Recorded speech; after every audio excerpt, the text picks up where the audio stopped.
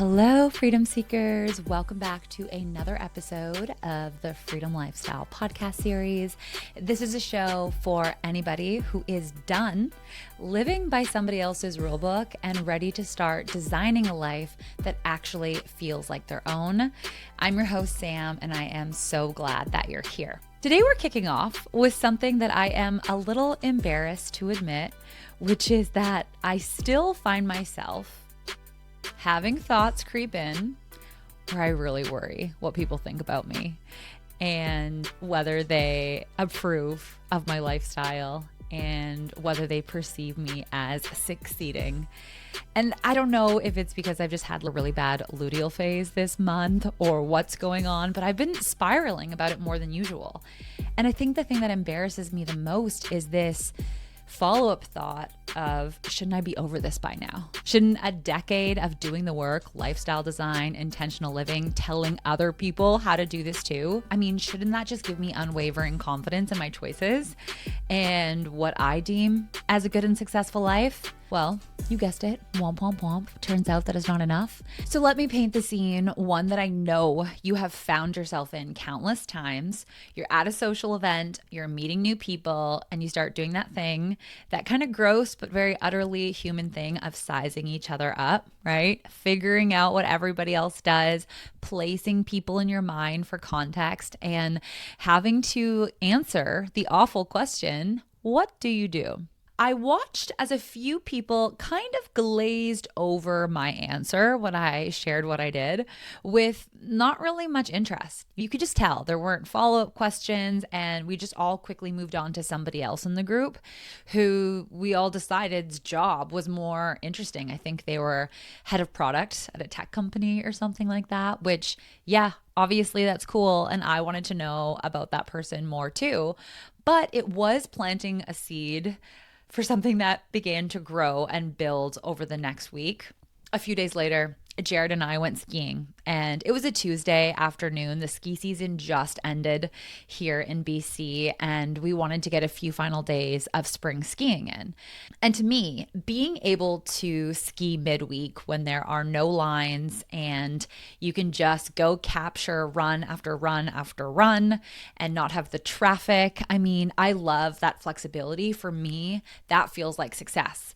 But something I noticed is that none of my friends that I invited could come along. All of them seemed to have really important things that they had to do that day. They were in meetings, they had work projects that they had to prioritize, things that they were like excited to be doing, things that I'm guessing made them a lot of really great money, work that they were truly needed for. And it made me wonder, shouldn't I be needed for something? Am I not as successful as my friends who have all of these like important things to do? And these important friends of mine, these traditionally successful friends of mine who are spending their Tuesday afternoon closing deals, giving presentations, schmoozing executives, what do they think of me just kind of being a ski bum in the middle of the week? Do they think I'm successful? Do they think I'm like a failure? I don't know. But what really got me was, why do I even care? I've been on this journey for a decade. I've read the books. I've done the inner work. I've built the business. I've designed the life. I have an entire podcast dedicated to questioning conventional success and living on your own terms. And these thoughts, they still creep in and they still sting. And so that's what I wanted to talk about today, not from a place of I have it figured out, because clearly I haven't, but more because I know that if you're living any version of an unconventional life, you know this feeling, and I want you to know you're not alone in it. So let's get into why traditional success metrics are so sticky and are so easy for people to cling on to. I think it's important to start with that because ultimately, I think that that is why I feel I should be past this the most, is that I've started to define my own metrics for success. But here's what I've come to understand about how we define that. So the traditional success metrics, we're talking about money, power, fame, status. This is what society is built on, and it's not arbitrary, right? These are metrics that are measurable, they are rankable. They give you a very clear answer to the question of how am I doing relative to everybody else? And that is deeply biologically satisfying to the human brain. We are wired to want to know where we stand. We are wired to want to track our progress, to track our achievement. And traditional success, it hands us a very clean way to do that. Your job title, having an investment property, getting a new car, heck, even brand name ski clothing, which I want to touch on in a second. Check, check, check. Okay. These are all signals to the world, whether you want them to be or not, how successful you are. Now, going back to the ski clothing, okay, if you follow me on Instagram, you may have seen, I've had an evolution this year. I finally upgraded my jacket, but I have been skiing in Whistler for 5 years before doing so. When I first moved to BC, my mom had sent me a care package for ski season of her old ski gear, which I thought was pretty cool to rock my mom's slightly retro ski clothing. The thing is a lot of my friends would make fun of my jacket, my mom's old jacket. And sure, it maybe was a little bit ugly and didn't fit me in the most flattering way, but it worked perfectly. I was warm, I could move in it. The color even matched my skis. It was a perfectly functional jacket, but it did become an ongoing discussion with some of my friends who could not believe that I would not just upgrade to something more stylish. The funny part is, though, is that this year when I finally caved, I got the $600 Arc'teryx jacket. It was in perfect Conscious Kitties, lavender purple. I got so many compliments on it all season. It looked amazing in my Instagram posts. I literally froze my ass off all season in that jacket. I had to learn an entire new ski science of layering and was miserable most days. I was missing my mom's old perfectly fine jacket. But here's the thing, is like wearing your mom's old jacket instead of strutting around in something brand new, you're telling the world a story. Even if you don't want to be making a statement, society is built on these status symbols, whether you opt in or not. And I couldn't just be like skiing around or telling people on the chairlift the truth of like, just so you know, like I could afford to get a new jacket, but I'm choosing not to because this one's really warm and, it's perfectly functional and I don't mind wearing it. And it's kind of like a nod to my mom who taught me how to ski when I was younger. I can afford a new jacket, but like this one works just well. Obviously, I can't just go around telling people about it. So instead, I'm podcasting about it.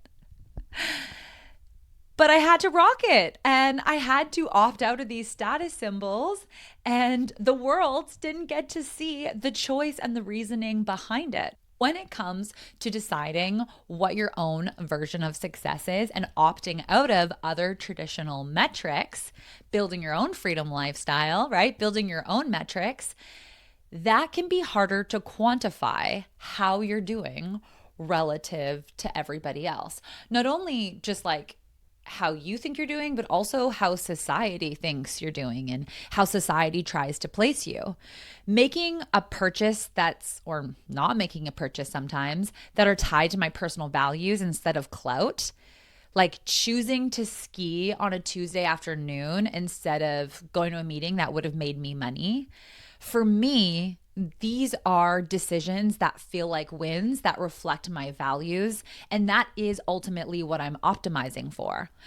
But people around me, most likely that's not what they're doing. And even really good, really smart, amazing people who are genuinely not happy with their own life and their own version of conventional success, they might still look at my life through the only lens that they have. And through that lens, maybe I look like a loser.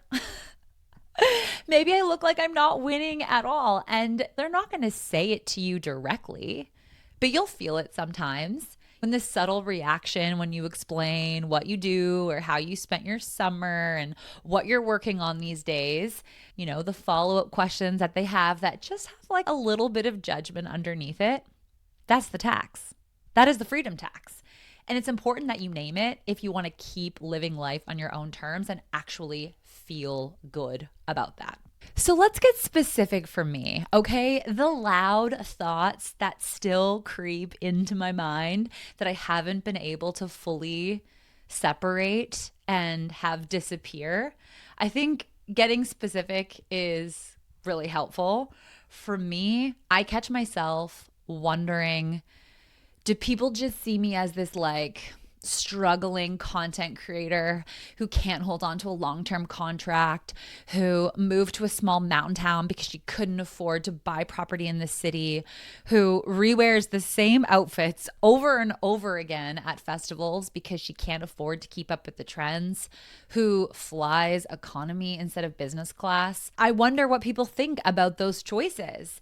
Do they see somebody who like hasn't quite made it because of those decisions and the choices that I make and the way I spend my money or the way I don't spend my money? And when I actually evaluate those choices from my own value system, like rewearing an outfit, I genuinely don't care about rewearing outfits and being photographed in the same outfit at the same festival 2 years in a row. Honestly, I really believe it's the smarter, more sustainable choice. Living in Squamish instead of buying in the big city has truly been one of the best decisions I've ever made for the quality of my everyday lifestyle. And don't even get me started with flying economy. Unless you're going to do it on points, business class is literally one of the most like insane ripoffs I've ever encountered. Like, yeah, it's obviously so bouge, and I've really enjoyed the few times I've been able to fly business class. But for like 4 or 5 times the ticket price, that's wild. I would much rather go on like 6 trips a year and fly economy than do one baller trip the front of the plane and that be my memory for the year.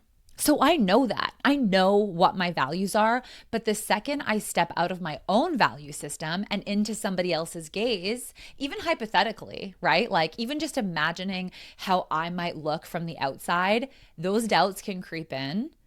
And I have to catch it and try to push it away.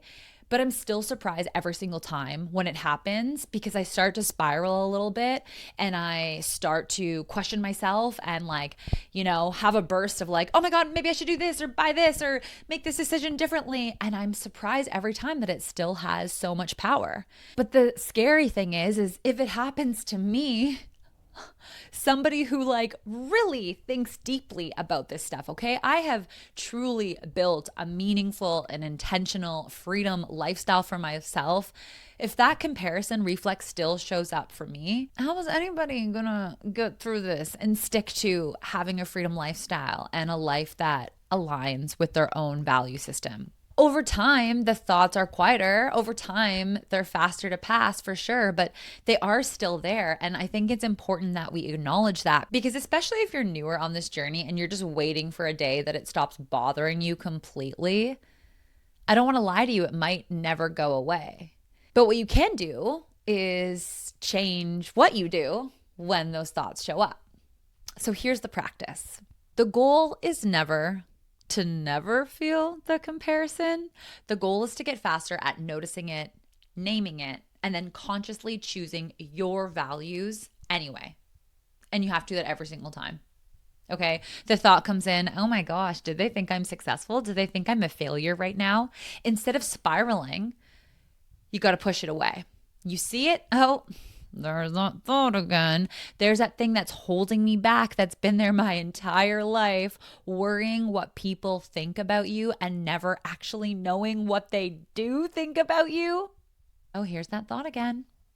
I know what it is. It's conventional success, that metric creeping up, trying to pull me down and live a life that I already know doesn't make me happy. I already tried that, already thought about it, already tried the cake and returned it. I don't know if that metaphor works, but either way, I'm making it sound simple and easy, and it's not. This is deep inner work, friends. I am talking about an ongoing commitment to knowing what you value and why, and not in like a rigid, defensive way, in a grounded, clear, this is mine. I choose this type of way. And the question I come back to, I've talked about this many times on the show, is who am I when nobody's watching me? When it's a Monday morning and there's no social event, I'm not posting on Instagram, there's no one around to impress.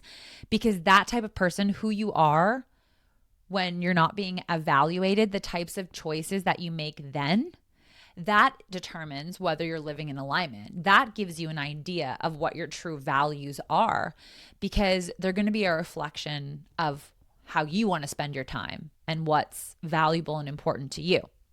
When I check in with that person, that version of Sam, I mean, she's really happy. She really actually is. I mean, that should be the metric that matters more than any other metric I could ever choose in this lifetime. So that's the mindset practice. But what can you also do practically? Because sometimes mindset and inner work alone is not the whole answer.